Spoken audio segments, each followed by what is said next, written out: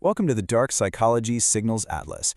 In this series, we map the hidden mechanics of influence, the stuff that shapes our world without us even realizing it. And today, we're going to break down one of the most powerful and, honestly, one of the most misunderstood tools of control there is, the act of withholding. Okay, so the very first thing you have to get your head around is this. Silence isn't empty.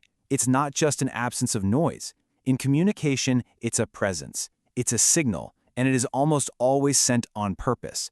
And you have to think of it like an instrument, one that has a very specific purpose.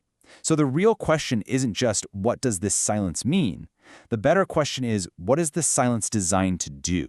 Let's really dig into how this instrument is used on you. All right, so how does it work? The very first signal we need to decode is this fascinating paradox, how a simple absence, not getting a response, can create such an intense feeling of presence, of pressure. Think about it. When that text you're expecting, or that important email, when it just doesn't show up, it creates this, well, we can call it a psychological vacuum.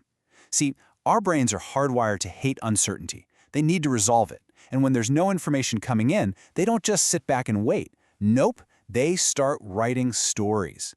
And you can bet those stories are almost always negative, fueled by anxiety and self-doubt. And this right here, this is the absolute key. That pressure you feel, it's not actually coming from the other person. It's not some external force they're putting on you. It's being generated internally by your own mind kicking into overdrive to fill that void. The silence is just the trigger that sets your own brain in motion. Now, this whole process, this internal acceleration, it's not random at all.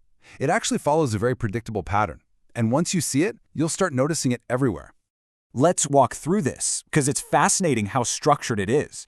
It all kicks off with step 1, an expected response is withheld.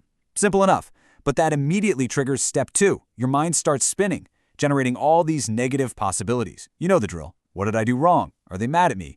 Then comes step 3. That internal pressure just builds and builds until you have this overwhelming urge to just make it stop, to resolve the uncertainty. And that's what leads directly to step 4. You comply. You give in. You send that second text.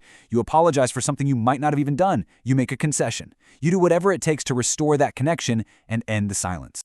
And really, this isn't some rare, obscure thing. This pattern is everywhere. It's a fundamental part of our social dynamics. I mean, think about the person you're dating who leaves you on read for hours. Or your boss who just doesn't reply to that critical email. Or a friend who gives you the silent treatment. The context changes, but the underlying mechanism, it's exactly the same. So, why does this work so damn well? What makes this pattern so effective? Well, that brings us to the mechanism. We're about to look at the subconscious engine that drives this whole thing, and it has everything to do with our brain's powerful and kind of irrational reaction to uncertainty. The psychological principle at play here is called intermittent reinforcement. And honestly, it's the exact same thing that makes slot machines so addictive.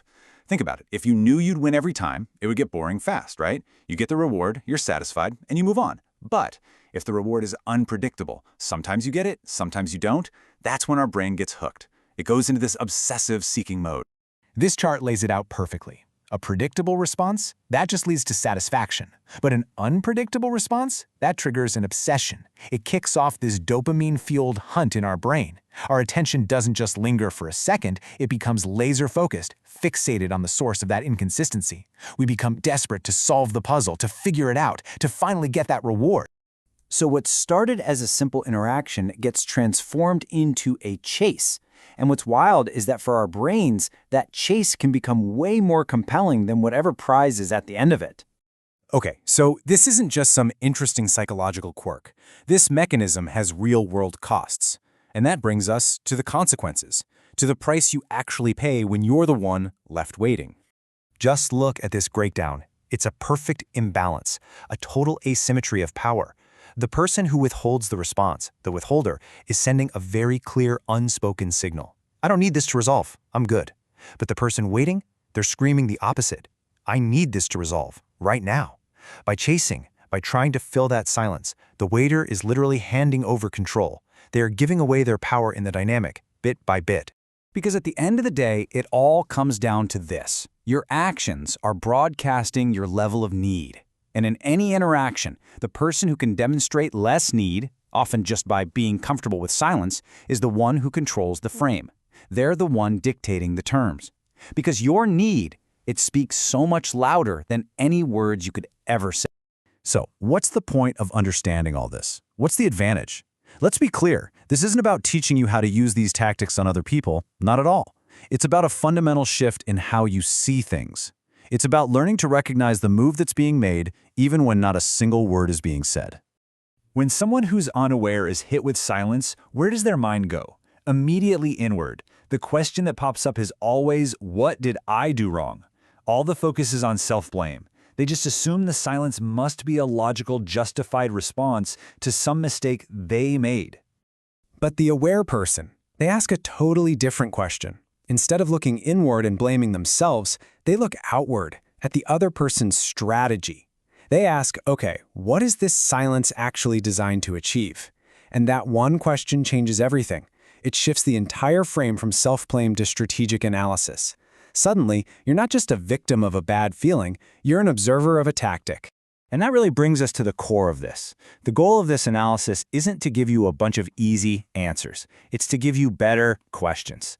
So to wrap this up, I'm going to leave you with 3 questions to ask yourself. First question, just take a second and think about your life right now. Your relationships, your job, your friends. Who is it that consistently keeps you waiting? Second question, what is it that you find yourself chasing? Is it approval, validation, or just a simple reply? What is that unpredictable reward that has your attention completely hooked? And the last one, this is probably the most clarifying question of all.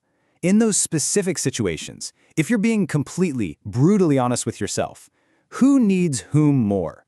Your answer to that question will tell you everything you need to know about where the power really is.